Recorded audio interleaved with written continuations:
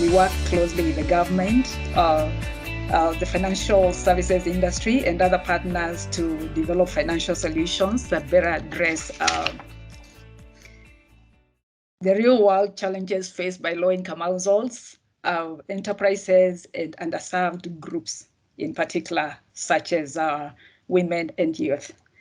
We increasingly working at the intersection of finance and the non-finance sectors for greater impact on gender and women's economic empowerment. I'll use, if you hear me talk of we, that will mean women's economic empowerment. And our 2022-2026 strategy specifically seeks to integrate gender into our program activity with we, or women's economic empowerment, and gender at the core of everything that we're going to do. Among other livelihoods or women's economic empowerment interventions that we've implemented, as FSD Kenya is a project we executed in Marsabit between 2015 and 2021 in partnership with CARE International in Kenya and Equity Bank, among other partners, which is quite related to our discussion today. We'll be sharing more about these as we go on. In 2021, which was last year, FSD Kenya partnered with the World Bank and the Gates Foundation with support from Intellecap to undertake a gendered review of the allow me to read the meaning of the Kenya KDRDIP in full. The Kenya Development Response to Displacement Impact Project. And you'll be sharing the findings and some of the suggestions on how to improve the gendered impacts of that, particularly women's economic empowerment today. And more importantly, we'll be looking forward to your contribution on how those can be improved as we focus more on how we can build an ecosystem for women's economic empowerment. I now welcome you once again to the workshop and pass over the baton to Intellecap, who will be presenting the findings and some suggestions from the work that you did last year. Thank you. Thank you, Wanza, for introduction, and good evening, everyone. Quickly, just to just briefly talking about Intellecap. Intellecap is advisory arm of the larger Avishkar Group. We work to build businesses that can benefit the underserved segments across Asia and Africa. We are involved in the work of catalyzing, enabling ecosystems, and channeling capital to create and nurture equitable society. So I'll quickly, go to the presentation. Thanks, Nancy. Next slide, please. So basically, I'll take you through, very briefly, because all of you are, you know about the program context, and so I'll not go through in detail. I'll talk about briefly program context and what the design was for this particular study. I'll take you through some of the key findings of this review, and then moving on to the suggestions where I'll also pose certain questions for the audience to provide inputs on. Quickly moving to the program context. We know that the program counties in KDRDIP program were Turkana, Wajir, and Garissa in northern Kenya. And in these counties, pastoralism is the key source of livelihood. And it is also rooted culturally in communities' way of life. Pastoralism has been adversely impacted due to range of factors, which include social and environmental factors like population growth, conflicts, climate change, floods, droughts, and environmental degradation. The project counties also demonstrate structural deficiencies. In program counties, literacy levels are low, poverty levels are high, Water and sanitation facilities remain underdeveloped. There is limited access to health facilities and services. These counties are also amongst extremely critical regions in terms of malnutrition status and disease outbreak. Uh, in these counties, a significant proportion of population rely on fuel, such as firewood, charcoal, or kerosene for cooking. The connectivity infrastructure and coverage by financial institutions is also very inadequate, which negatively impacts the development of livelihoods and access to various services.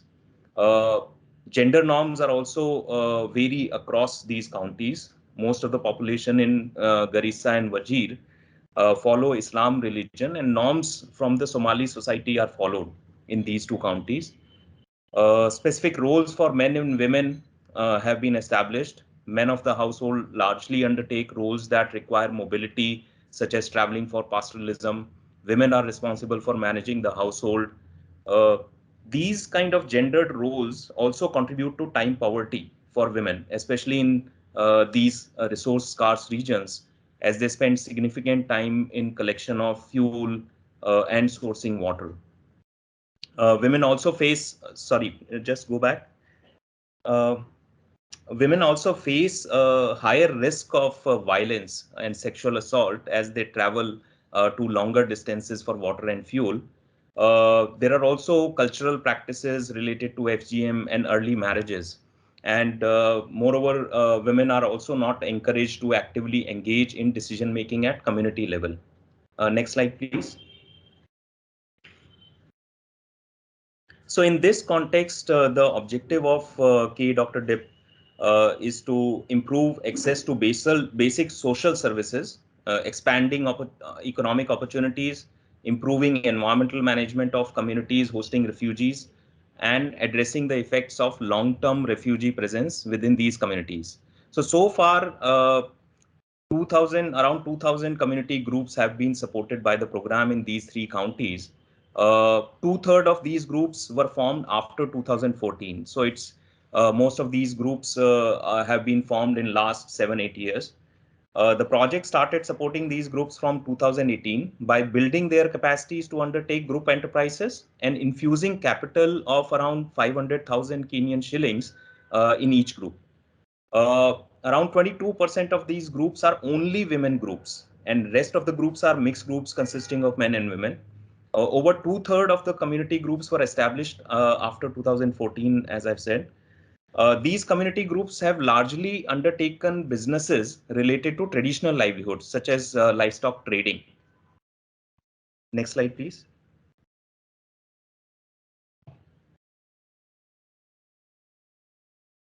Yeah. So the study focused on understanding the program, especially the component 3 of the program, which deals with the livelihood. And it also assessed gender gap of the livelihood outcomes at the midterm stage in the program. The assessment also reviewed programs that work on women economic empowerment. Sorry. Okay. Sorry. So the assessment also reviewed programs that work on women economic empowerment in similar socio-economic and ecological context. And based on these findings, the study attempted to suggest how program can improve outcomes around women economic empowerment, and what learning could be there for similar context in East Africa. Next slide, please. So for assessment, we have used Women Economic Empowerment Framework of Gates Foundation. The framework depicts interrelated dimensions of resources consisting of assets, health, and self-confidence aspect, and institutional structure, which consists of family, community, and state, and the relations and norms around these institutions. And this forms the conditions under which choices are made. An agency consisting of decision making, collective action, and leadership aspects, and which is at the heart of the process by which choices are made. Uh, the framework depicts empowerment as a dynamic process in which women acquire or access resources and participate in activities that enable them to develop voice. Next slide, please. So coming to key findings, and this slide shows a snapshot of findings. Next, please. Just click next. There's an animation. Yeah, thanks. With projects interventions on building capacities of community group members on livelihood and infusion of capital in these groups, we see a marked improvement in resources aspect of women economic empowerment, and to some extent on the agency. However, no or very weak movement is seen in institutional structures such as gender relation norms and market environment. The assessment also pointed to variations in these outcomes across project counties, where Turkana displayed better outcomes vis-a-vis other project counties. Maybe a number of actors are currently involved in working around women economic empowerments in Turkana, which may explain the county performing better than other counties. Next slide, please.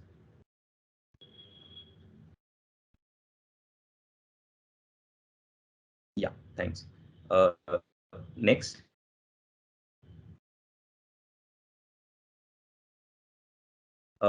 Next, please.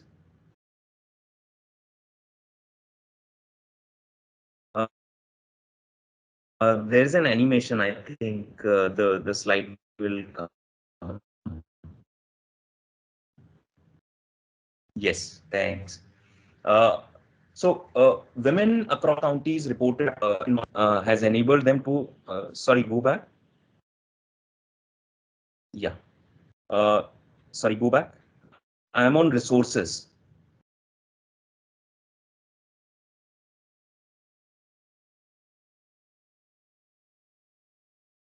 Hello. Nancy, I'm on resources slide. Can you go back, please?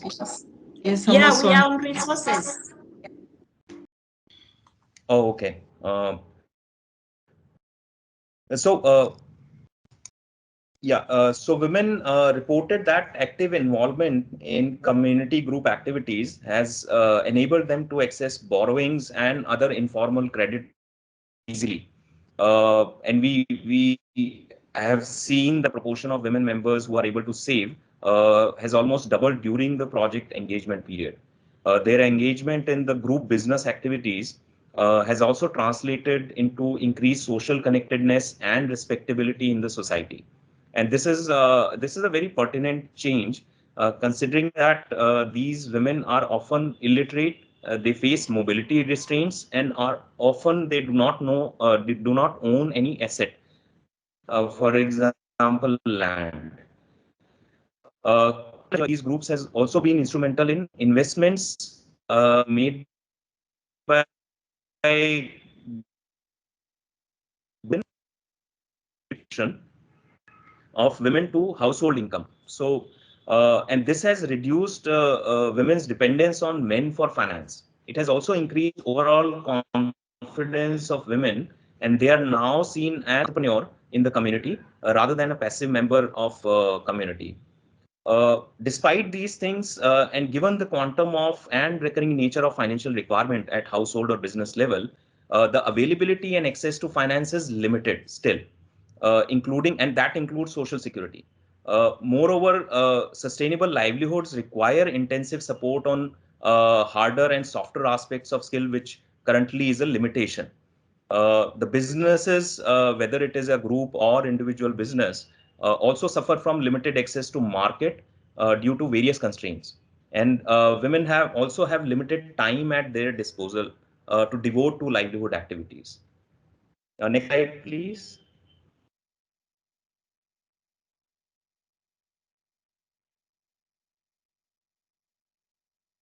So women's enhanced capacity to contribute to household income has translated in increased role of women in household decision making.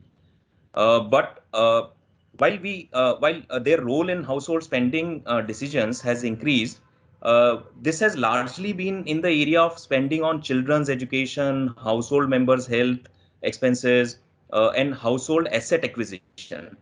Uh, this has not translated into personal spending decisions, such as on personal health, leisure, skill development, etc. Also, there are inconsistencies in income generation, which are owing to the external factors such as drought, pandemic, and migration of community members, which have also constrained the capacity of women to spend on personal well-being. Uh, Although women's role in household decision making has improved, but decision making roles in community groups remain largely limited to the leaders of these groups. Engagement of women in these groups is most evident in one-time activities such as group formation and selection of livelihood activities. For women, access to or collectivization has led to an increased confidence and willingness to actively participate in the social life of the community. But despite increase in confidence among women, access to leadership roles in community institutions apart from the community group which are formed or supported under the project remains very limited. And this may be because of the prevalence of rigid cultural norms and resource constraints which women face in these counties. Uh, so, while women's engagement with other community members has improved, the project had limited impact on gender norms at household and community level. While women themselves are very enthusiastic about community groups and enterprises in the groups, cultural and religious norms around mobility, gendered role of women in households as well as community tend to slow the process and limit the potential. These kind of normative restrictions vary across the three counties. Uh, in addition, target communities have poor market access as these counties are characterized by far-flung villages with very low population density, poor connectivity infrastructure, supply and demand gaps, which may be due to out-migration and absence of markets. These counties are also characterized by poor penetration of social protection schemes in response to poor coverage and resource allocation, especially in the case of cash transfer programs. Uh, so while the program has facilitated access to economic opportunities for women, their capacity to benefit from the same is constrained by the lack of connected ecosystems. Next slide, please. So, considering these findings, there are certain suggestions that we have made, but we would request your inputs onto the question. The questions are posed in the red font, so please go through these questions. While I talk about the suggestions that we have created. Uh, so the groups adopting an income generating activity for group enterprise, they do have potential to increase women's income, but the livelihood outcomes are limited due to various factors. What we think is the value chain based approach holds a better scope for livelihood improvement, and we suggest that we interventions should adopt a women centric value chain approach for improving livelihoods. Uh, Such interventions may also connect community groups directly with the market or engage the services of an entity that develops or already has access to a developed value chain or is a part of it. These decisions may depend upon product specific market assessment as well as local conditions. So the question that we have is that, while along with supporting these kind of income generation activities, how can we collaborate to develop women-centric value chains that provide growth opportunities for women? So we'll come back to these questions, after the second presentation, which Ashutosh will make. Our next suggestion relate to the capacity gap and focus on building capacities. So what we have seen is that across the pillars of women economic empowerment and program subcomponents, capacity has repeatedly emerged as a gap, and it has also emerged as an opportunity for the program to improve its outcomes. So these capacity gaps have largely emerged with respect to technical aspects of livelihood activities, business management, and also in terms of gender norms, motivational aspects, and other softer aspects. We interventions, should invest more in capacity building, which also ensures sustainability of the project outcomes. Next slide, please. Yeah. So uptake of these livelihood activities by women is basically hampered by multiple aspects, such as time poverty, owing to disproportionate burden of household chores, uh, and characteristics of demography like low financial literacy, poor access to health services, also limited access to financial services and social protection schemes. And there are many dimensions to this. By offering these services or products as a bundle or as a package, uh, uh, programs or interventions may be able to mitigate for risks and barriers that stand in the way of achieving women economic empowerment outcomes.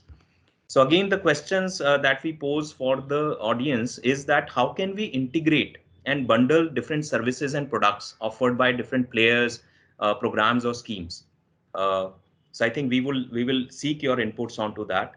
The next suggestion relate to women collectives at different levels. Through such collectivization, the groups and their cluster institutions can have better access to credit, improve their advocacy potential, and also negotiate capacities and have negotiating capacities. There are evolved collective ecosystems in other parts of the region and other countries, such as cooperatives and federation, and which have known to been ventured into enterprises which benefit their members and ensure self-sustainability. Moreover, this kind of vertical integration not only widens social and political capital of the women members, but it also provides a platform for various development agencies to engage and come together for women economic empowerment. So our question on this is, so what has been the experience of collectivization of women at different levels? How do we balance strong decentralized collectives with the need for higher levels of aggregation?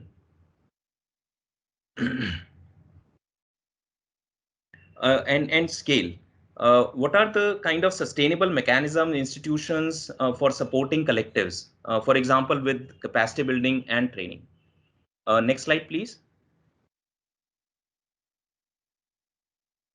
So, no, sorry. Yeah. So, given kind of complex nature of women economic empowerment objectives and need for a sustainability aspect, the interventions may focus on building an ecosystem that simultaneously and comprehensively addresses structural, normative, and other issues in short, medium to long term for a resilient women economic empowerment impact. The intervention may also look at layering the current restrictive ecosystem with a platform of institutions, stakeholders, and their interactions that aim to mitigate different aspects in economic, environmental, social, and institutional barriers which exist. And thus, this kind of an ecosystem can create an enabling network or support system for greater women economic empowerment. Thank you. Thanks very much, Shailesh, for the presentation. There is a lot there to chew on and most of the questions, but as you indicated, we'll be revisiting those questions in our next session. I would now like to invite Ashutosh. Before we invite Ashutosh, there was one very specific question, and I wonder whether we could just address that, you know, what we mean by time poverty. Thanks, Ambrek. Kanika, could you kindly respond to that before Ashutosh come on? Yeah, thanks, Vanza, for that. Time poverty basically refers to the poverty around the time which now the women are more and more facing as they get involved in the activities outside of their previous traditional work that they were doing. So now since they are also involved in the employment, self-employment or entrepreneurship activities, while also supposed to take care of their families, their kids, so they are increasingly facing time poverty, which means less and less time for themselves. and getting more exhausted because now they have to both work outside the house as well as inside the house because of the traditional norms that they have to definitely work inside the house and take care of the family and children. Thanks, Kanika. If there be more to that question and other aspects, we'll revisit that during the main discussion. So over to Ashutosh from the World Bank to say something about what they've been doing and what they're aspiring to see. Sure. Thank you so much, Wanza. Thanks, Shailesh, for the presentation. So my name is Ashutosh. I work with the World Bank team, and I'm also like to acknowledge Matthew Stevens, Lisa Schmidt, who are leading the program KDRDIP in Kenya. And just to quickly give a background that the Kenya Dr. DIP has been under implementation since it started in 2016, and it's a program that's been led by Government of Kenya through the county governments, as you have seen in the previous presentation. The World Bank has been supporting this program. And recently we partnered with the Gates Foundation to commission the study to look at areas where, how can we strengthen the women's economic empowerment aspects of the livelihoods component, which is one of the 3 components. And given we have 80% of beneficiaries women, we wanted to look at how these outcomes on economic empowerment for women could be enhanced. So the study that Shailesh just mentioned, there are areas where we are doing well, there are areas where we need to do much more, and has been very useful. And we'd also like to get your thoughts and ideas today based on the questions that were posed previously. I would also, so if you look at these, the suggestions that we're getting in terms of a way forward, there are areas where as a project we will be focusing on in certain of these recommendations, but there are areas which are very much ecosystem based. So my presentation will be a bit more focused on ecosystem approach and some of the thinking that we have currently. I would like to share that thinking, and we would like to get your ideas, suggestions in this discussion today, given your experiences. So let me first start with a few observations. The first observation we have is that we looked at the women's economic empowerment, local economic development ecosystem in Kenya. We looked at around 90 plus organizations which were working in Kenya. And out of that, we also zoomed down and around close to 35 organizations which are working at scale. And these organizations basically are, they are NGOs, social enterprises, digital enterprises, working from private sector, foundation, and different type of players in the ecosystem. So what we are learning is that there are a lot of players, but the way the structure of this ecosystem is currently is very fragmented. A lot of work is happening, a lot of initiatives are happening, but they're happening on very ad hoc basis. And there is a lack of information about who is in the ecosystem, what are they doing, what are the innovations that are happening. So one of the things we felt was that there's a need for looking at this ecosystem more systematically. And currently, the message is that it's a bit fragmented and siloed. Secondly, second observation that we had is that during the COVID, we are seeing emergence of like new type of players, not new, but I will call them non-traditional from the perspective of the World Bank and the government. For example, we have social enterprises which have played a very important role in providing last mile delivery services to communities, supporting local governments.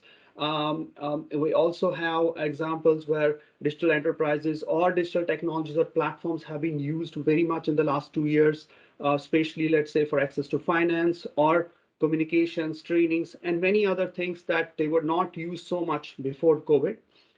We also felt that new age foundations, impact investors are also been very active in the COVID sort of period. So we see some of the emerging LED women's economic empowerment actors playing a very important role, which would not have been possible several years back. So new type of players are coming up who are actually adding a lot of value in the ecosystem. The third observation is more a felt need to move towards an ecosystem platform approach to achieve sustainability, scale, and impact. What I mean by this is that we, from the World Bank, but broadly, when we look at the ecosystem, there are a lot of projects and initiatives happening. Those projects and initiatives are being run by different organizations, and they are very time bound. And so they have this limitation of sustainability in terms of long-termness. We also see not single projects cannot do all the comprehensive support that is required. So what we are finding is that we're not able to see the scale and impact that should have happened on the ground, given so much resources and so much work is happening. And B, even if the projects are able to support, they're able to support women and communities on the subsistence level. Taking them to the next level is a challenge, and that requires much more support from ecosystem players that can make it possible. Now, let me go to the next slide where we just try to share this more, share this idea of moving towards ecosystem approach for us. Traditionally, if you look at this first slide, you will see that we've been traditionally working with the local government, NGOs, and the banks. And with NGOs, we've been trying to get support in terms of helping with implementation, with banks opening bank accounts, and a lot of this work has been led by the local government. What we see that what thinking is to move towards a more ecosystem approach where we can get more players. We have community support organizations, social enterprises, digital enterprise, private sector, foundations, financial institutions, training institutions that are in the ecosystem, which can be then able to support the communities, women on the ground, and help us scale up this. And since a lot of these players are there, we could create this could be more sustainable on the long run. I think one of the key advantages of moving towards the ecosystem approach is that it will allow intensity and density of support will increase on the women enterprise and collectives. And therefore, we expect that it could actually help to maximize the benefit on women and communities. Secondly, what we are also observing, not only in Kenya, but also globally from other similar programs, is that there are certain principles that may be required for us to operationalize this type of ecosystem approach. Here are some of the key principles that we are thinking about. One is the use of spatial approach, which is more area-based approach where we're looking at an area, a territory, for example, a county or sub-county, and plan for that, not look just for a few villages here or there, so that there could be more thinking in a more integrated manner. How do we link different aspects together when we look at an area?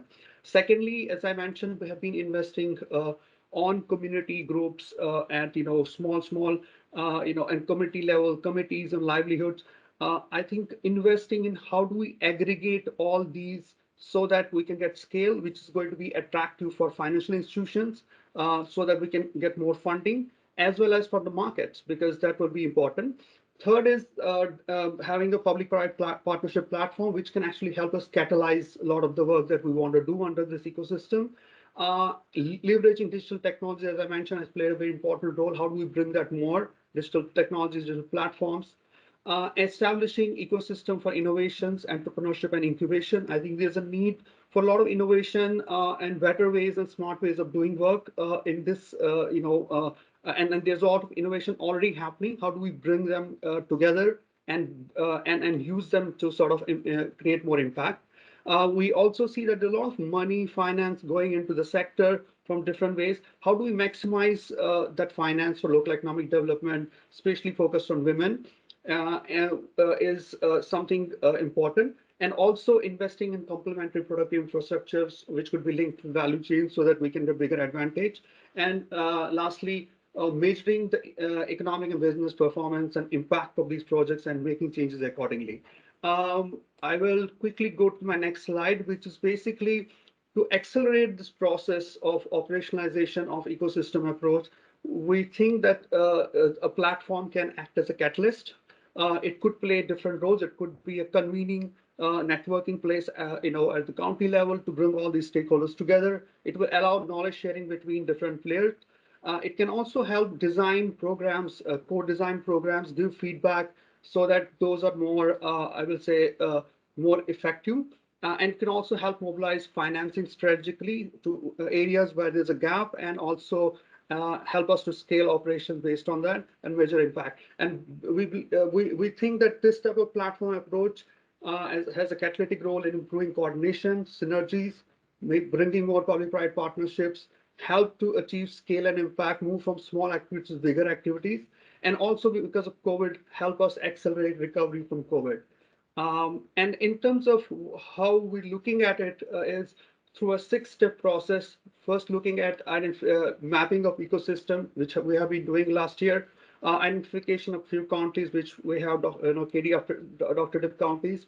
We would like to do a bit more consultation, diagnostics on the county level, and work with the partners, because this platform is going to be a public good, going to be developed with the partners, so it will, all the partners can work together to develop it, and then operationalizing a strategy and also institutionalizing that. So this is something we are thinking about, and what we would be grateful in this meeting is to hear your suggestions on strengthening women's economic and sustainability and scale in northern counties based on your experience. In particular, we would like to hear your ideas and thoughts on what do you think about platform ecosystem approach to strengthening the economic empowerment of women more sustainably and scale, and how can this add value to work that you are currently doing in Kenya and these counties, and what challenges, what will be the challenges that you see in operationalizing this? Any suggestions from your side in operationalizing this better? And if you have worked on any similar approaches within Kenya and outside, it would be great if you can share those experiences as well.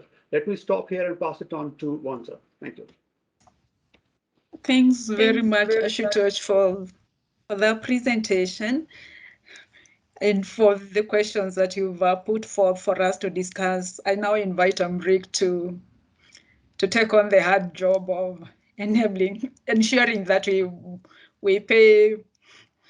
we do justice to the questions that have been suggested, among others that might be useful to speak to or to address as we think through how to build an ecosystem for enabling women's economic empowerment in northern Kenya. Over to you, Amrik. Thanks very much, Wanza. I think, Ashutosh, maybe we should take down, or whoever's presenting at the moment, maybe let's take down the slide, and when people then want to speak, they can put their video on and we can see who is speaking. Yeah, this is the part of the workshop where we really want to invite a lot of discussion from all our participants. And we recognize that there's a lot of people in the room who have really vast and deep experience in these contexts, which of course is sort of very challenging to work in from the point of view of achieving these objectives around women's economic empowerment and building the economy more generally. And yet there's, I think, also huge opportunities to improve that. So we're going to really focus the discussion around two major questions. We've heard from Intellecap their suggestions on what appear to be the drivers or building blocks of women's economic empowerment, including working through and around collectives, strengthening value chain approaches, and not just sort of limiting our interventions to sort of income generation support. Improving access to services, which is clearly crucial for people's ability to engage more effectively in value chains and livelihoods, and that includes social security, but it also includes health, education, and so forth. And even thinking about bundled approaches to that. And then, thinking about sort of how do we, build capacities. We don't just sort of build women's access to capital, but it's really important to build their capacity if they're to engage very effectively in livelihood or opportunities in value chains. So that was what was coming out of the first part of the presentation by Intellecap, and I think it really sort of helps to kickstart our thinking on what those pillars or drivers of women's economic empowerment might be. And then, of course, underlying that is the question around norms and culture and so forth, and that being much harder to change, you know, and really I think the suggestion from Intellecap was that an ecosystem approach is necessary to sort of really achieving that wider shift in norms. So, and then for the second part of the discussion, we will really focus more on Ashutosh's presentation and thinking about, well, I think probably quite clearly there is a need for a more coordinated approach. We've got lots of people investing in and acting in these northern counties, and often it can happen in quite a sort of a siloed manner. So what would be the opportunity there, and also what would be the challenges in creating a more coordinated approach? Is a sort of more formal kind of platform type model appropriate? Are there other ways in which we can sort of coordinate around common aims like women's economic empowerment? So if we're going to kickstart ourselves off on the first question, which is, you know, what is really needed? I mean, what are the key opportunities to catalyze women's economic empowerment, both sustainably and at scale? And we might just start with, there was a comment in the chat, was it by Matthew? And then there's something from Milka as well. Matthew mentioned the challenge with sort of, you know, aggregating units like collectives sufficiently to be able to, you know, enable them to have meaningful engagements with larger scale value chains, such as livestock value chains. And he commented on the fact that, you know, currently these small women's collectives are sort of very much geared to generating income through petty, through retail trade and smaller forms of business. But there may be a need sort of to aggregate those in order to have more meaningful engagements with larger scale value chains. So Matthew, would you like to just speak to the point that you put in the chat there?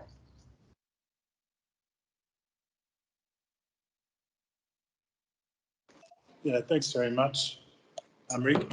I mean, I think it's not an uncommon challenge in these contexts of forced displacement, right? They're often where people located in remote areas far from centres of economic activity. Northeast Kenya, it's, you know, sparsely populated. So on one hand, you know, the basic principle of these types of programs is, you know, community driven. Let's build on what people want to do, where they see the opportunities. But on the other hand, you know, as Ashutosh said, we can end up with kind of small, disparate activities spread out over large areas that aren't actually adding up to a whole lot of impact. And so I like the ecosystem idea. Of course, I'm super interested to see how we can pull it off in practice. But I'm really, you know, it's a question: how do we move beyond that, the small, disconnected activities? How do we align community demand with market demand so that, you know, we can actually support people from the outset to do something that can feed into larger demand and more sustainable demand, and, you know, generate sustainable businesses? I think it's been very difficult everywhere I've worked to try to pull that off. As I said, I've seen it in India, where you've got large populations, you know, where you can aggregate, and, you know, the planning up front is probably done better than often in many of our projects, where you start from the beginning and say, okay, we've got opportunities in horticulture, we've got opportunities on small livestock, you know, build a whole program around that. But you know, I found it difficult to kind of make that happen in other countries. So I think it's a big question to pose, but I'll throw it out there and see if people online have got any suggestions. Mm-hmm. And I forgot to say, please, sorry, Matthew, I've also forgot to say, please do introduce the organisation that you're from, in case not everybody knows who you are. So I didn't do that. Matthew's also from the World Bank team. So I put you a bit on the spot there. Yeah, that was my fault. In Nairobi, yes. No problem. Okay, thank you. And so please, yes, do tell us your name and the organisation that you're working with, or if you're an independent consultant. Wendy, you have your hand up. Sure. Hi, everyone. I hope you can hear me okay. My name's Wendy Chamberlain, and I'm an independent consultant based here in Nairobi. I've spent quite a few years having worked directly with graduation organizations in northern Kenya, as well on the implementation side and on the donor side. And I've done a lot around safety net digitization as well in my time at Gates.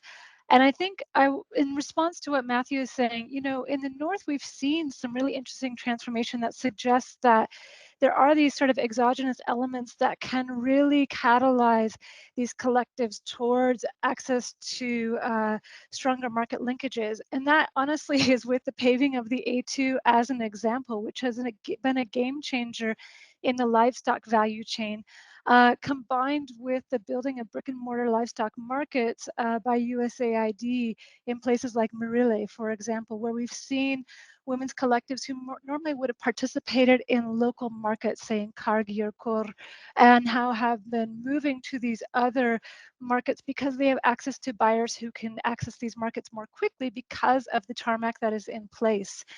So infrastructure is such a critical component to this conversation and the opportunity that provides. An adjacent point that I just want to bring up, and this is from my experience working on GDP and how to include more women in GDP programs, and also the work that I was a part of in the North, is that oftentimes when we talk about these sort of the schemes and these holistic schemes of bringing different actors together for an ecosystem approach, we sometimes forget women until the very end, and we say, oh, and women. And it's so critical, I think, that we try to understand at the onset what are the barriers women are facing, both socially and economically, and as part of that in just their lived experience. So this includes even, you know, access to healthcare, which I'm not saying needs to be a priority for this topic, but understanding that people's lived experiences encompass so much more than just their livelihoods. And oftentimes, by including on that, it reduces the barriers that they face in terms of engaging in livelihoods in a sustained manner and accessing those market opportunities that those barriers may have precluded them from participating in beforehand. So I just want to kind of bang the drum a bit about designing with the end in mind. And in this case, if we're talking about women's economic empowerment, that's always keeping at the forefront of everything we're doing, both from government, from private sector, to the livelihood development itself. What are the barriers women are facing in these different types of engagements, and how can those be addressed through the design of this? Thank you. Thanks very much, Wendy. And I'm going to invite Milka to speak in just a minute, but you know, what I'm taking away from what you're saying is it's really, if we work on an enabling environment, essentially on the issues that sort of really surround and also create challenges for women's better engagement in livelihoods, you know, we're going to see a lot of that also happening automatically. And I also wanted, after Milka, to actually invite Jeffrey to give us a comment, because he was citing the other day some very interesting examples where women and others actually had organically federated or aggregated around a particular market opportunity. So it doesn't have to be necessarily external actors coming in and sort of creating that form of organization and linkage. It could happen automatically if we can take the pressure off healthcare, provide infrastructure, and so forth. So that's my takeaway from what you were saying. Milka, you had your hand raised. Milka? Oh, is she? Can you hear me? Yes, we can hear you. Do you want to introduce yourself? Yeah, Milka Chibi, an independent consultant, but I've spent my recent years in the social protection sector and working together with the private sector. So my contribution is around that side. I see three issues here. I see, number one, policy. I mean, it would be important to influence policy, particularly from the government side, to be able to develop infrastructure, collaborative infrastructure that can help the private sector, for example, to invest in such remote areas. Such infrastructure could include power lines, could include security, roads, and many things that ideally private sector would be looking at in case they want to invest in such areas. The other part around the policy, again, is around the coherence of the policies that exist within government. How do they link to each other? For instance, how does policy around finance linked to policy around health, education, just all that coming together and linking with the fiscal policies to open up the country to be able to be accessible to women. The second part I see is the private sector working together with stakeholders and providing incentives that can allow them to invest or open up financial networks for transactions in that region. It would be important to look at what are the incentives, the business case that would attract private sector to support opening up the country and linking them to markets. The final third point for me is there are already existing social networks that work within communities, and it is so much built around trust. How do we strengthen those that already exist and make them be like the champion intervention to bring on board more women to the markets, to capacity, to be able to then work with the private sector, work with the banks. Such of these social networks are really not necessarily already even linked to the banks or linked to markets, but they just have a way of knowing how to trade their goods, how to trade with their money. And for me, I think bringing in technology, bringing in innovation, bringing in a lot of literacy would help these women to probably scale to where we want them to be. Thank you. Over to you again.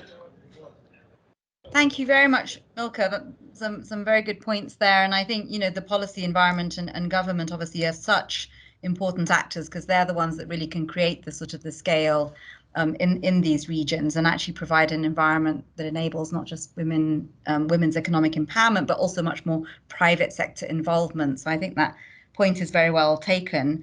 And then also I think similarly, in talking about those existing social networks, I mean, obviously when we're talking about trust, building on institutions that have emerged organically within and from communities is often a very powerful external sort of building of those kinds of institutions is more challenging, I would say. Now we have another hand up, and Winnie, yes, please do contribute. Yeah. Thank you, Amrik. I just wanted to weigh in on when you're talking about the enabling environment, especially as pertains to policies. I think the next thing to look at is if these policies are existing, how is the implementation happening? Because that is another key thing that we need to look at. It's one thing to have policies in place, and then it's another to make sure that they are implemented for us to get those kind of results that you're looking for. The other thing, again, is when we are looping in the private sector, and especially in the context of women's economic empowerment, businesses, private sector are businesses that are for money. They want to make profits. But are we also giving them an opportunity to see the business case that women's empowerment can add to their businesses? So that linkage also needs to be put very clearly. The private sector engagement needs to outline, make a business case for gender, for example, so that the private sector can actually see that there's some value add that they get by, making a contribution in the women economic empowerment space. Yeah, I just wanted to add that. Thank you. Great, and Winnie, you've had a lot of experience, of course, in working on gender in the North. I mean, we've talked a lot about sort of business and policy. Would you want to also comment on some of the challenges that women face in engaging with these market opportunities that we also need to address simultaneously? Mm-hmm. Yeah, sorry. And I also just started speaking and I didn't introduce myself. Yes. My name is Winnie Osula. I am based in Nairobi, Kenya, and I'm joining this call, this workshop as an independent consultant in gender. Yeah, so some of the challenges that I've seen at the North, I think that most of these are obvious. Things to do, especially when it comes to financial access.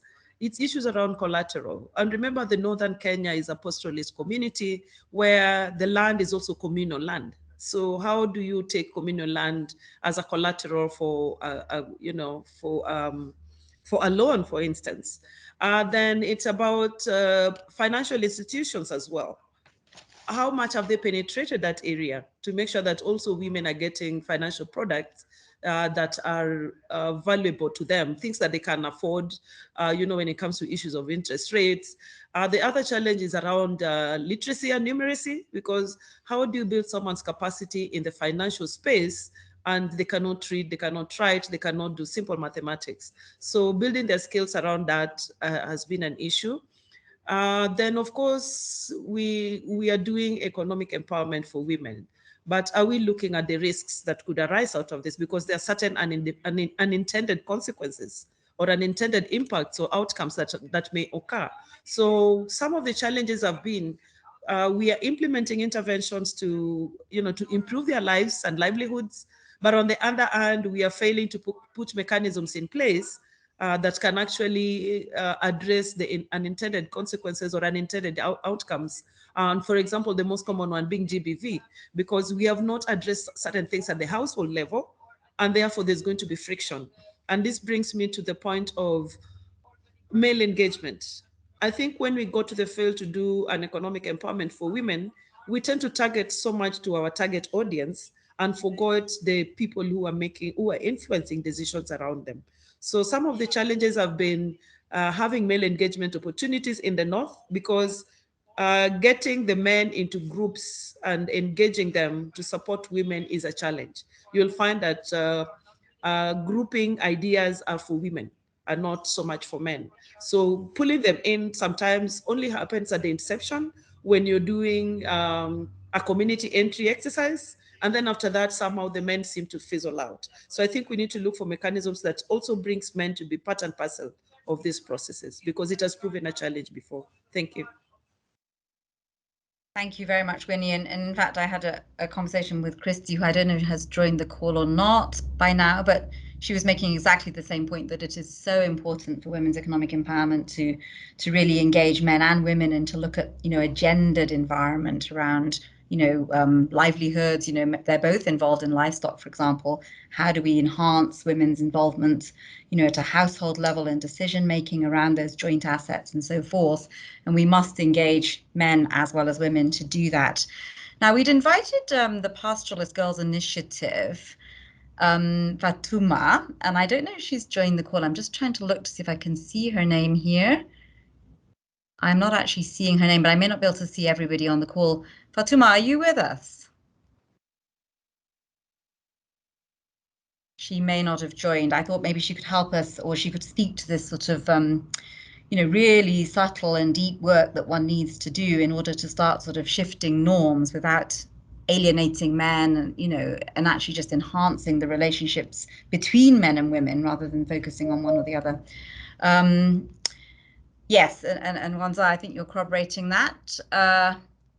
I also wanted to just ask Jeffrey, by the way, going back to a previous point on organically emerging collectives.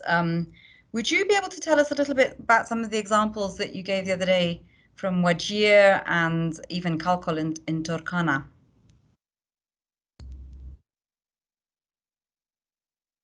Jeffrey, are you with us?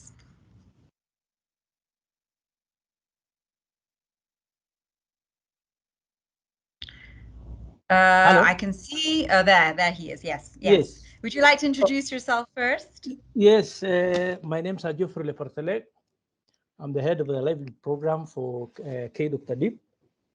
And I'm really glad that we are able to reach this, where we have reached today. It's a long journey. But I just want to give to share a few experiences and to reflect on the journey we have taken since we started. And I want to begin by saying that in terms of women economic empowerment, in northern Kenya, the scales are tilting. And I think Jumale the other time just corroborated that. And I'm going to give a few examples. In Garissa and Wajir, women are controlling milk value chain businesses. If a man's no goes on, and women they have teamed up, and they control the milk vendor market from Wajir to Garissa and to Isili. So the milk that's consumed in Isili, camel, whether it's camel or goat milks from women groups. Also, livestock marketing, women have ganged up and form collectives, and they are giving men a run for their money in terms of competition in livestock marketing. Also, in terms of crop production, most of the fresh fruits and vegetables consumed in Garissa is actually grown by women along Tana River. Women have also ventured into collection of gum arabica. In Wajir, there is now a processing plant, and most of the feeders of that plant are women, especially from a place called Wajir and part of Dif. For Turkana, also women are giving men a run for their money in terms of fish value chain, where they collect fish from the shores of Lake Victoria in Kalokol and get it all the way to Kisumu, Bungoma, Busia, and the western part of western circuit of the country. In terms of decision making, we have seen there's a one interesting example.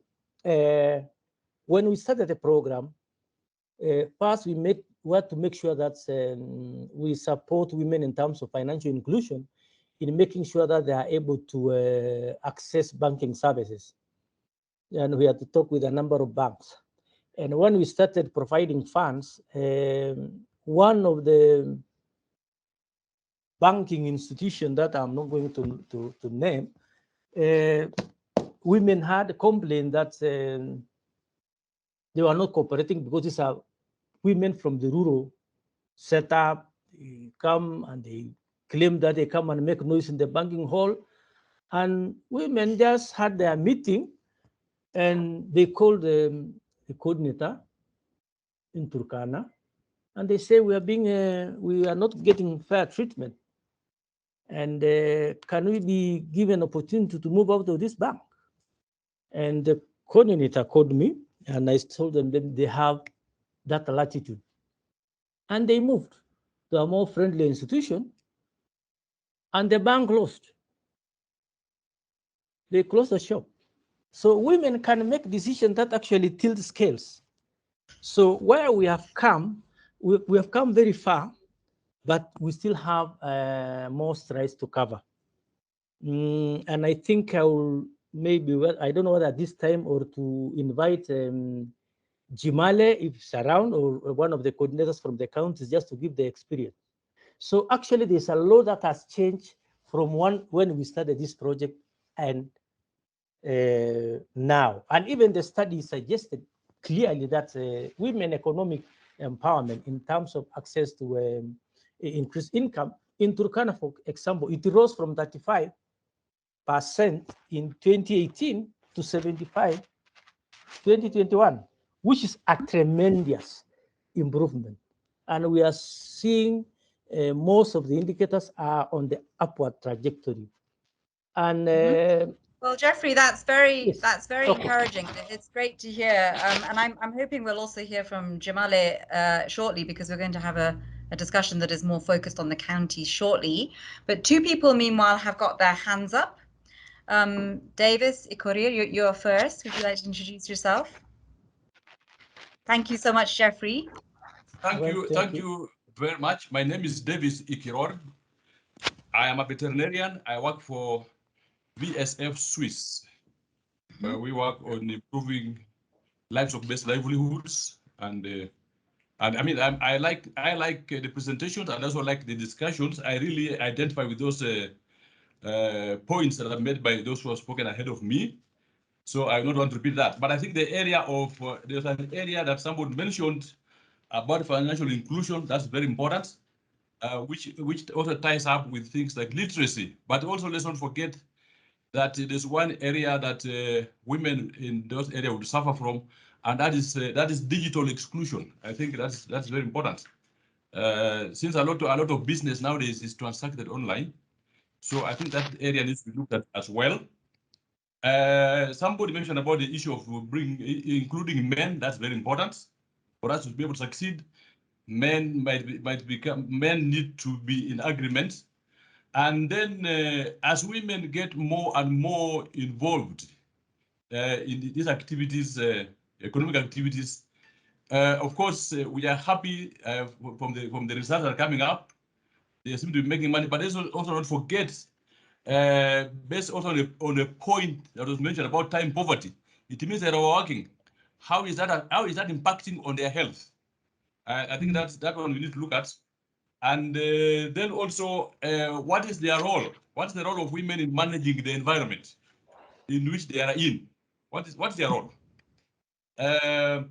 And then also, I think it's very, very important for us. We're talking about, for example, milk or livestock and products being major, value chains in those areas. I think it's really very, very important that we ensure that quality, the quality is very, very important for these products to be able to access prime markets, so that women can get a good compensation for their efforts. So I think capacity, skills building around quality, and also, of course, as women interact more and more with animals and products, we also should also look at the dangers of maybe diseases, transmission, zoonosis, for example.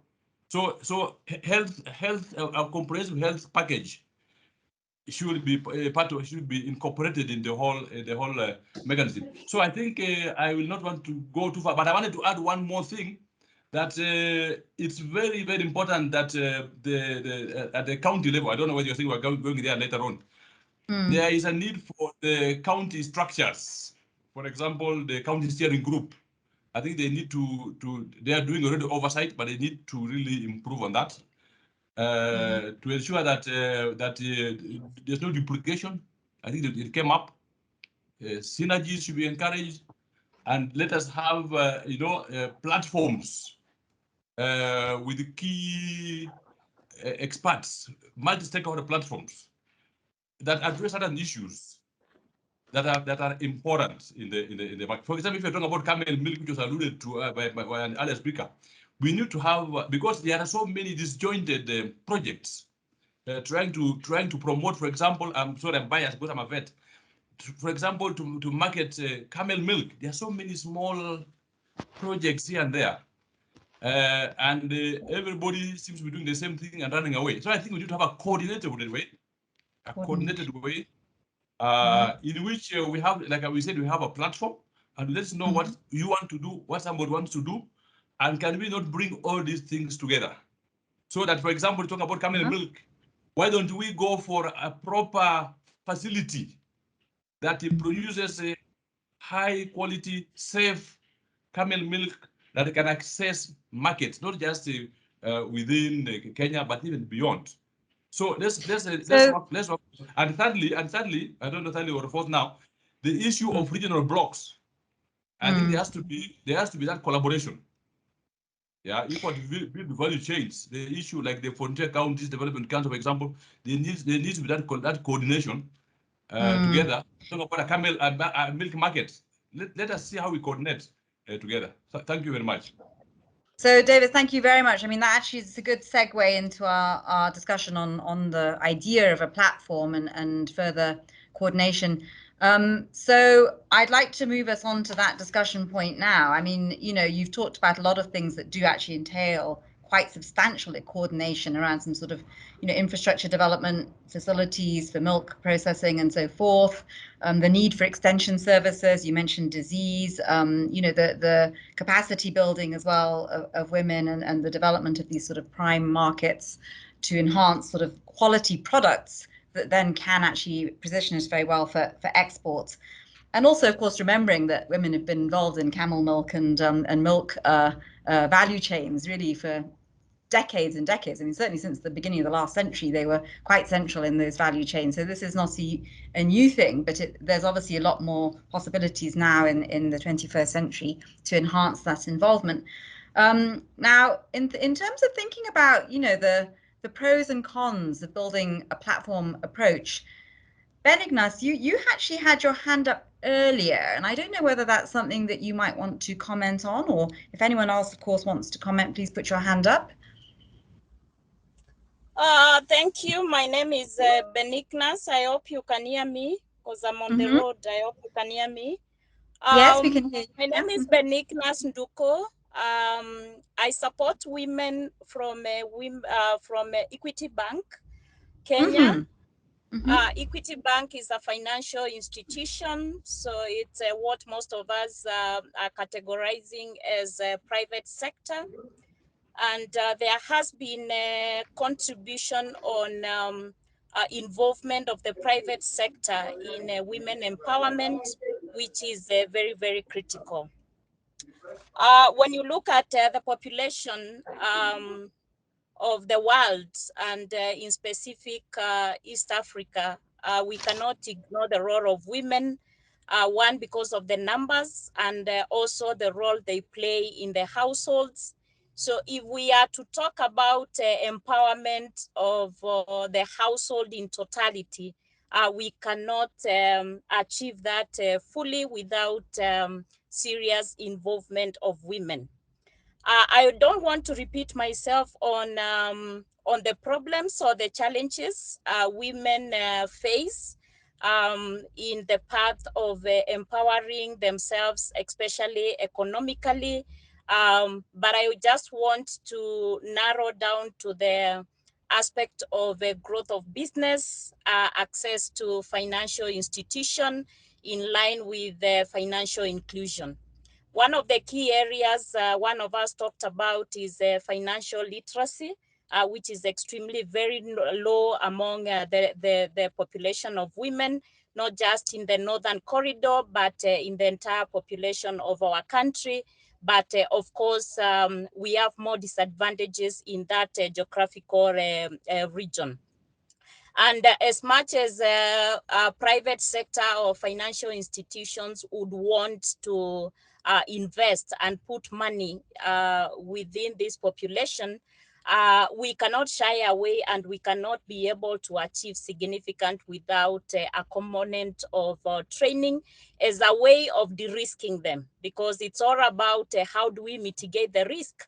Because one of us told us, and it's very true, they don't have collateral. They don't have the formal collateral which most of the financial institutions will be seeking or will be demanding from their customers when they lend to them. Within equity, we have a program we call Pamoja Banking. Pamoja is a Swahili name of togetherness. And most of us is the approach we know as a group lending methodology. It's an approach which largely we can be able to support these populations, because we will be using structures which already exist. We were told these structures already exist because women from the research, women usually come together for various activities, and we can be able to leverage on those structures to be able to reach out to them. But of key for these private institutions or the private sector, and I'm talking about the financial institutions, will definitely require support from development agencies in terms of means and ways of de-risking this population for us to be able to have a sustainable approach. People say when you want to empower, don't just dish out money, don't just distribute money, but give money to people so that they can be able to invest and grow themselves. We should avoid situations where we are giving donations, where we are giving grants to this population, but rather have a sustainable approach where they can be able to have access to credit, be able to be trained on how to utilize that money, have the money back, and have them grow their businesses. We will require, financial institutions will require input of development agencies to support in aspects of mobilization, to support in aspects of training, and to support in aspects of even creating a credit guarantee to cushion the banks, because the banks utilize depositors' funds for them to be able to do the credit or provide the credit solutions. So a means and ways of de-risking this population will come handy to be able to reach out this key population. So that is very, very key. The other aspect is also looking holistically on all the other issues which came out from the output of the research. As much as, yes, we will do the financial aspect, how do we address aspects of health, insurance aspects? One of us talked about environment, because it's also key, and in one way or the other affects even growth of the business. So also looking at an holistic approach of addressing all aspects which affect women, the gender-based violence issues, because even if you have this sustainable approach and you close your eyes and minds to some of these effects, then we will not be able to get far. There has been a lot of investment by development agencies, but we are not able to see tangible output because the approach is not holistic. We only take a single element, say health, and then you leave out the entire. You take education, you leave out the entire. We need to have a program which in totality is looking at 360 degrees on all the challenges affecting these women and have a solution to each one of them. Thank you. So Benny, thank you so much. I mean, I think that's definitely really supporting the case from the private sector point of view of having a much more integrated and coordinated, if you like, ecosystem approach. I think the challenge is partly in how to achieve that. Caesar, you've got something here in the chat, and you're from the Kenya Community Development Foundation. Do you want to just spend 2 minutes speaking to your point, and then we will really invite people to sort of think about, well, how does one operationalize this platform type of approach successfully?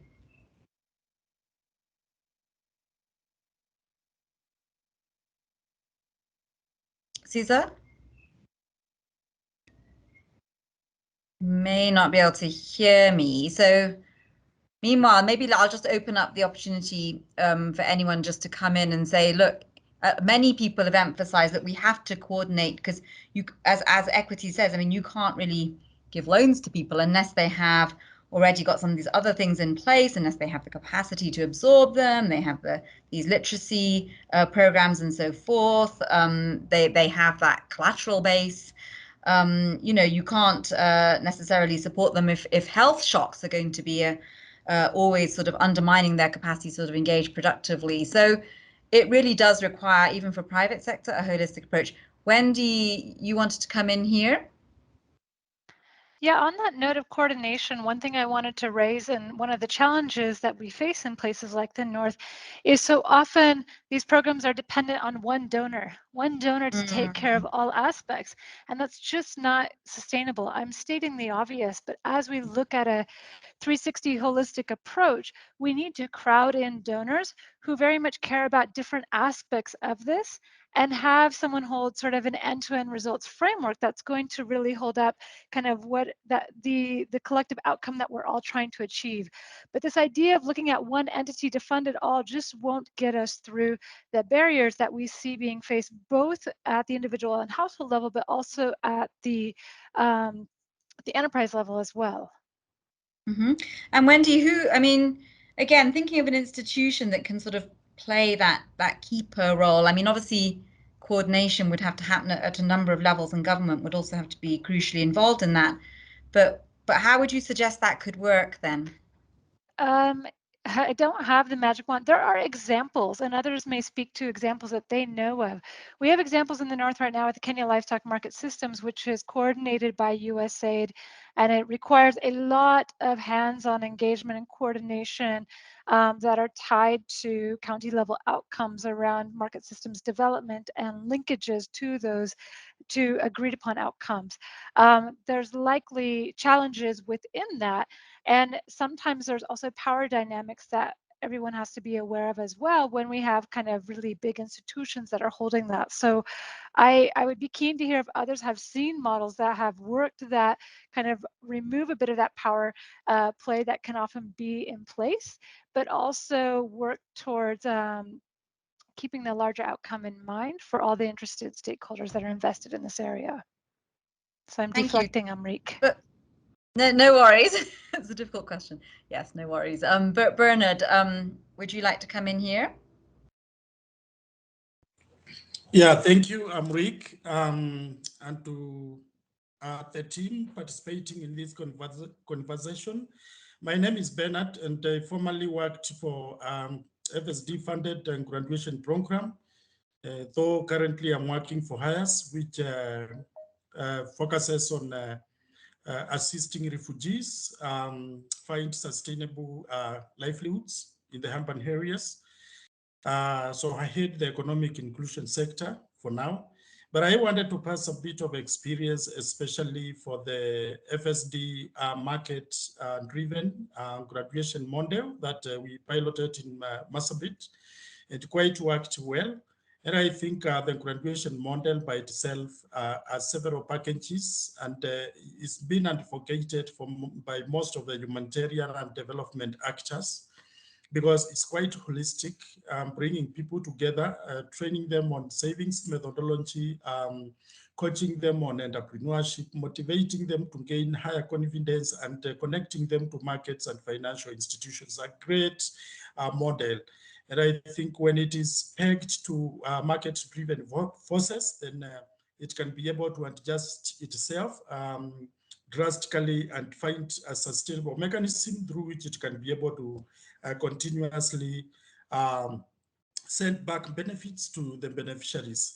So I think that being that we really, the kind of population that we are supporting, the Anchor Safety Net program, beneficiaries are quite poor, and the government had to come in 2012 to support them with the cash vouchers through Equity Bank, coming directly from David. And then, that kind of a stipend has been able to see people in Wajir, Mandera, Turkana, and Marsabit quite sustain their livelihood household budgets. But then we were able to take them from reliance into that stipend through the trainings to interacting with market forces and gaining income that could help them meet their household needs. If they get money to go to meet their health costs, meet their education costs, and many other kind of household needs. We had several actors who assisted us with several studies. We had linkages with the Food Economy Group through FSD, and they were able to do some evaluations at impacts which really demonstrated that a good percentage of the population had reached sustainable livelihoods. And we also had linkages with South Africa Institute of Business Studies. So we had one of the researchers who had carried out several panel data collection, which consistently demonstrated that clients were improving in terms of empowerment economically. And so in HIAS, just a very brief one in HIAS, what we are doing here, we are testing the socio-economic support program. It's a subset derivative of GMA, and it takes less time. It's not as costly as the traditional BRAC GMA model, though the market piloted one, which we did with FSD, was quite cost effective, but says is even more cost effective. But I would say it is still has to borrow a lot from the GMA. So we are using a self-resilience index 2, which is also a globally known assessment tool to onboard clients. And I think it can really yield fast results within a very short time, especially for refugees who are on transition and who have no bigger focus stay within the host countries. and it can also be tried within the host communities. So we are doing employment counseling, connecting beneficiaries to TVET institutes, and doing some skill set match benchmarking so that we can be able to see where they can fit in the labor market. And we are soon going to try the Skill Lab.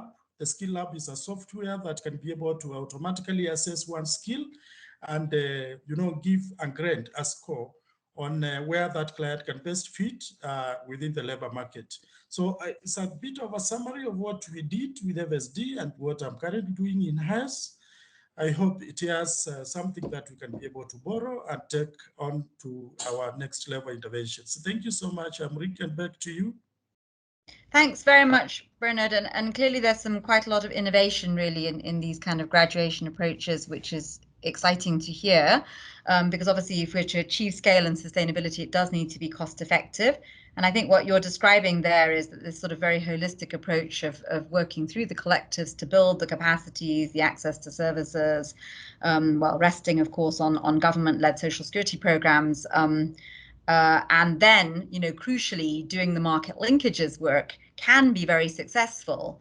But going back to Wendy's point, where we sort of want to avoid, we're trying to sort of get beyond one actor, in a sense, curating these holistic outcomes, with the recognition that really to achieve scale, you have to have multiple actors coming together. I wondered if somebody wanted to reflect on the challenges of operationalizing that and getting that coordination to happen. Kanika, you, I think, have your hand up there. Yes, thanks. Thanks a lot, Amrik. And exactly on this point, I wanted to suggest something or have share something. So I want to for this particular, how do we improve or enhance the coordination between the donors and the funders, particularly for improving the women economic empowerment in this region, or maybe even across other areas in Kenya? And we can take examples of learning from the industry, which is not very far from what we are intending to do. If you take an example of impact investing industry, where the same type of donors or the funders come together, like they come together as LPs, limited partners, put money together into a fund. And there are fund managers who are coordinating the efforts and the objectives of these limited partners or the source or the capital providers, and then disseminating this fund or capital along with the other support that is needed to grow the impact investing industry and to support the social enterprises, impact enterprises that may be working on it. There also the returns expected by the capital providers or the funders or the donors is the impact on the ground, and it's much more sustainable way and scalable way. But what I'm trying to say is that yes, there is a very similar industry which has already tried this and has been successfully doing it now for last 10-20 years, pulling it capital from different capital providers and then channeling that capital to the social enterprises, impact businesses that are creating impact on the ground. So similarly here, even in these sort of projects, there could be managers of capital, similar like fund managers or so, who are pooling in this capital from USAID, from DFID, FCDO, from other GIZ, BMC, other organization, World Bank, for instance, and then working together for combined goals, impact goals, social goals that needs to be achieved in a particular area. Yeah. Interesting. Sure. Wanzai, you have your hand up. Thanks, Amrik. Yeah, what I wanted to speak to is something quite closely related to what Kanika just said, and it brings to mind what used to happen those days. I think in Kenya that development approach used to be referred to as a district focus for rural development. I don't remember the exact and it entailed the various players in a particular district, the equivalent of counties today, getting together. I think it used to be on a monthly basis to talk about what they were doing in a particular district. And the district commissioners were charged with that coordination role. And that's when I got into development. It's around that time when I got into development, and I found it quite useful. And I'm not saying that it was effective or as effective as it could have been. There is something there that could be done, could have been done better, or could be done better. And I also know that the USAID is supporting Makueni County as a guinea pig to pilot a model similar to that, where the coordination is by an outfit led and governed by the constituents. So they're empowered to take charge of their own development. They identify the priorities and present those to the government and to others, like development partners or supporting the community. It's they sort of broker the support for the community. And it's early days, so it's hard to say how that will work, but I found the idea quite interesting. But the one thing that it does is it helps coordinate the various interventions or service provision within the community. Thank you. Interesting. Now, in just a minute, I want to hand over to Jeffrey, because I want to really bring the view of the county, and in fact, that's quite a good segue for that. Davis, do you want to make one very quick comment before I do that? I want to make one very quick issue. I think taking over from the previous speaker, I wanted just to say that at the county level, if I talk of Isiolo County, where we have projects, we have the so-called county steering group. The county steering group is actually co-chaired by the governor and the county commissioner. So all projects that are to be implemented in the county have, first of all, to be shared and approved by this group. So that's one area I think that is important. And then depending on the thematic, then we have technical working groups that are constituted now to work with the agency or agencies that are working in that area. And this technical working group also assists in implementation, but also supervision and monitoring. I think what we need to do is to see how that element can be strengthened. I think there are capacity needs there that needs to be done. The only other thing I noticed in this steering group is actually more for NGOs and CSOs or whatever, but I don't see private sector coming there. So I think maybe that's another. Maybe that's another. But otherwise, I find it to be a very good structure. If strengthened, actually they can help avoid so many of these pitfalls we talk about, like duplication. I mean, there are many other things that could happen, because with their monitoring and supervision, I think that also there's also a technical input. That's also very important. We talked about technical input. That's also very important. So I think the CSG approach would be really worth the utilizing and strengthening it. Thank you very much. And of course, that's a good way for us to bring, some of the speakers from the government in as well. The participants rather joining us from the counties. You also mentioned, of course, the regional block for larger level coordination. And so far, the ideas that have come out is that sort of those county level groups, going back to the old sort of similar to the sort of district groups that used to drive development initiatives in these areas. These constituency-led groups, these groups that are led by people who are living in those areas. The USAID project in Makueni, for example, experimenting with that, and then sort of impact investors who can really sort of coalesce monies and actually really sort of drive, impact and results through that. So these are sort of different models that we've all got on the table now to consider. And Jeffrey, over to you for maybe 10 to 15 minutes. So to please help us to bring in our county colleagues, because I'd really love to hear from them.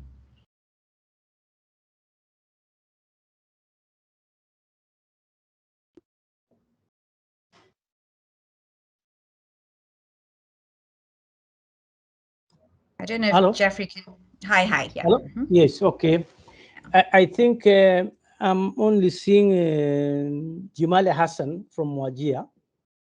So I would like him to come over and give his reflections on and thoughts on what's going on, and also give us the Wajir experience. Bwana Jumale, come on, can you come on board? Yeah, thank you very much, Geoffrey and Intellecap team and other stakeholders. Good afternoon, everyone. Good afternoon. Yeah, thank you very much, I think, for giving me this opportunity. And I think we have had discussion earlier on the study findings. And these study findings, in fact, are an eye-opener for us in Wajir. And it really touches on where we have strengths and where we are weak, which requires inputs. And these are areas where state actors, non-state actors, and even the private sector can come in terms of supporting women, social and economic empowerment. And from the discussion, I've learned a lot, and I know that there are a number of actors that are dealing with women empowerment. So the way you have said, in Wajir we have come a long way, and currently where we are, in fact, we have made a lot of improvements in terms of leadership, women leadership, decision making, empowerment, and even women themselves being even responsive. So the way it was said earlier that you cannot leave out men. You cannot leave out men when you are talking about women empowerment. You know, here the customs are so rigid to an extent where decision making solely used to lie with women and even leadership. But currently we are seeing even women, vying for posts, others even going for positions like chiefs. In Wajir, there are a number of women who are chiefs now. So I think this project is also contributing so much to women empowerment. In fact, there was in an area, it was being said that men were so much worried about their wives going for a meeting, and they ask them, "Where are you going?" "I'm going for a meeting." And then the man asks, "Since when have women started going for meetings?" So I think empowerment is something which is very crucial if we require, if we need to improve. So I think without taking much of your time, we can discuss further and look at areas of intervention and agree so that we move forward. Thank you very much.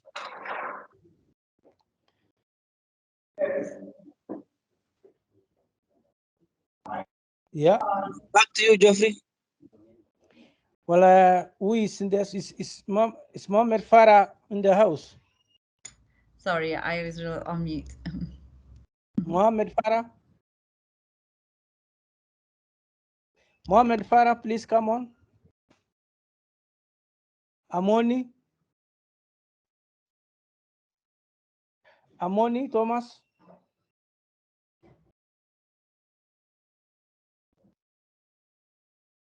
Amoni, Thomas? I think Jimal is the only one who is online from the county. Okay, no worries. And I think it was partly just hello. Yeah. Can you hear me? Oh, yes. Yeah. My name is Gideon. My name is Gideon. I'm the Senior Trade Development Officer from the County Government of Turkana. Okay. I actually operate in Kakuman Bay, yes. Okay, welcome. Well, thank you very much. Thank you for giving me this opportunity. I've been listening from the beginning, maybe halfway. So I did not get much of what was being discussed at the beginning, but I got the second speaker who was talking about an ecosystem approach on women and economic empowerment. Now, it is imperative that, yes, we identify those challenges and barriers that bring about this. However, I agree again with so many of the speakers who spoke just a few minutes ago that this initiative must be women-led. I mean, from my own experience, most of the interventions that we've come up with in Kakuma and Kalobeye and the KISADEP platform, we have realized that at least a third of them, or above a third of them, that have been financed and are women-led have the propensity of staying on board for over a year or so. But most of the most of the groups or persons that we have assisted through these initiatives that are male-dominated, so to speak, and I'm sorry about, I'm a man, so I'm sorry to the men in the team. Usually there is no sustainability, and I think it begs, or it boils down to the fact that the woman wants to ensure that the family is sustained, unlike the man's concept. The man would always want to have that concept of being seen as, being rich and all that kind of stuff. But the woman, on the other hand, wants to see wealth created for the whole family, so to speak. So I think I really agree with somebody who wrote, Anne Wawel wrote, one of the key soft skills that we can actually try and look into so as to bring about this kind of change is self-confidence through capacity strengthening of these small women. Now, let's take an example of Turkana County. Turkana County, we've realized that literacy levels are very low. So in this, in order to address this issue, we've come up with what is known as stable banking or village savings and loans schemes. This, they target the really low-level women, the women who do not have basic education. And this, we teach them financial literacy of the lowest level in order to actually deal with this issue of financial inclusion. Yes, we know that there is women and youth empowerment funds, but these are for the more literate, so to speak. So in order for us to actually address those issues of the smaller micro, and actually micro enterprises that are coming up, like dealing with apparels, women dealing with beadworks, and to again, build on that again, we must aggregate. I'm just trying to build on the discussion, so that these women or these groups can actually enjoy what is known as economies of scale from the total production of a particular area through formation, maybe of even self-help groups or cooperatives, so as to increase the value chains as they go about, dealing with this product.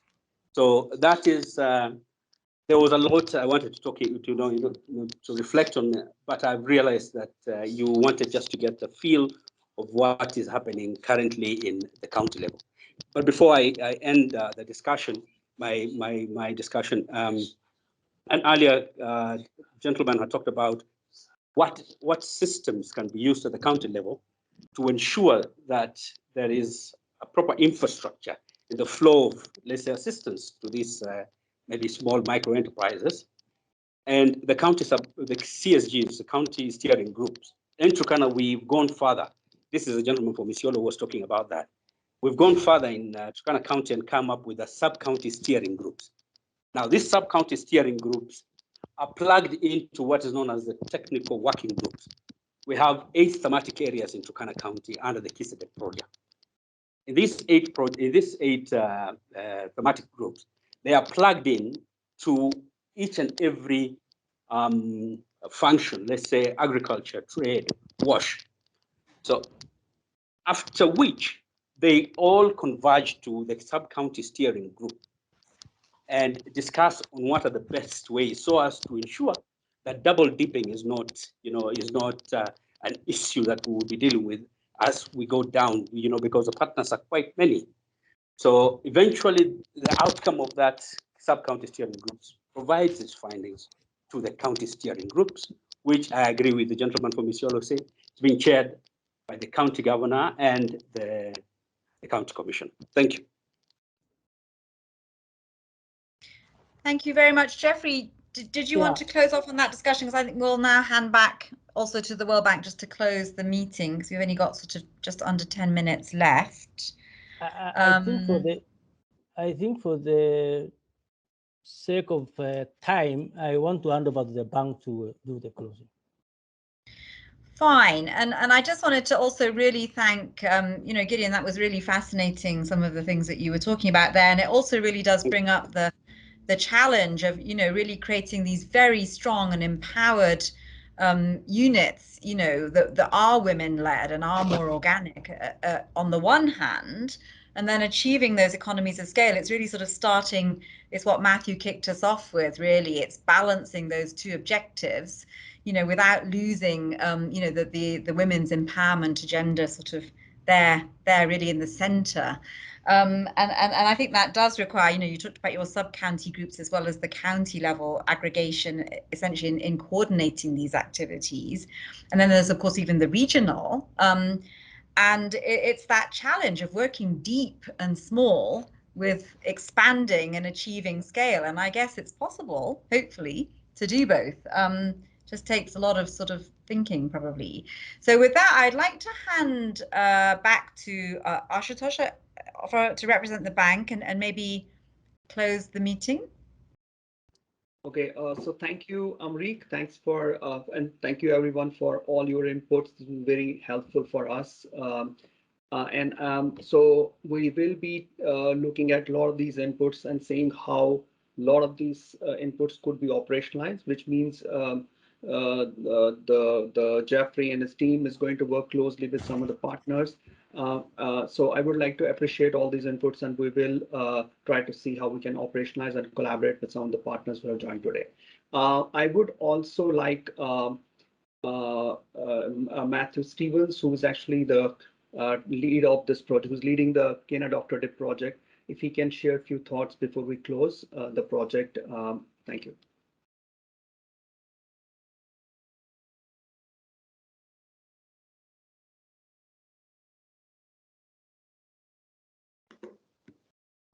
Yeah, thanks very much, Ashutosh and everybody. Thank you to the teams from FSD and Intellecap, and Gates, to our counterparts in the government of Kenya at the national and county level, to the World Bank colleagues and all the participants this afternoon for all the inputs and what's a really lively discussion. I mean, we're always kind of looking for, is there some kind of easy solution to address this issue? Can someone come in, with the mythical magic bullet? But of course, there's no such easy solution. What we take away, I think, is really the need to look broadly at gender-sensitive planning. We talked about bundling of different approaches and bundling of different forms of assistance, whether it's capital and insurance, whether it's infrastructure. But then, to get that all to fit together, we need gender-sensitive planning, for area-based planning. So, what kind of livelihoods have potential? Where are the infrastructure gaps? Where's the capital and business skill gaps? The issue of social norms and bringing men into it. Just really kind of demonstrates that, I think as Amrik was saying at one point, that the need to go really deep and to think long term about sustainable approaches to women's economic empowerment. I think for me, this study's been extremely helpful. It's shone a light not only on the issues of gender and livelihood and gender and economic empowerment, but has provided, I think, guidance and advice in general how we can look to support livelihood for communities living in a context of forced displacement. And unquestionably, it's the biggest challenge we face. I mean, in the World Bank, we've got special instruments now with the next funding cycle, over $6 billion made available globally to support refugees and host communities. And that, to me, like the fundamental challenge in all of that is how we provide support self-reliance and how we can support a sustainable livelihood both for host communities and for people living who have been displaced. It's extremely difficult, and the camp-based policies mitigate against it. The placement of refugees in remote places far from centres of economic activity certainly complicate these efforts even further. So I found, this study provides some really helpful guidance, kind of pointing us in the direction of what seems to be working already, which is encouraging. and gives us energy and enthusiasm. And then, where we need to go deeper, and I take away that we need to do a lot more, and particularly in that upfront planning. I think we're diving in with the community-based approaches when we need to step back a little bit and, as per Ashutos's presentation, think about the ecosystem and more gender-sensitive planning, so we can, all these different aspects of what it takes to support sustained economic empowerment can come together. So with that, I think, I'm not sure I'm going to pass back to Wanza to maybe close, or Amrik, do you want to say a few words? But again, just thank you to everybody for the presentations and their contributions today. Thanks very much, Matthew. I think Wanza will close from our perspective. No, thanks very much, Matthew and Amrik. Mine's to say thanks once again to all the participants for attending today's workshop, and more so for your input to the discussion. We've captured all that, and as Ashutosh and Matthew have said, your feedback will be considered in whatever the bank and the program does next. Thanks very much. That brings us to the close of the workshop. Thanks so much, everybody. Have a lovely evening. Thank you. Thank you.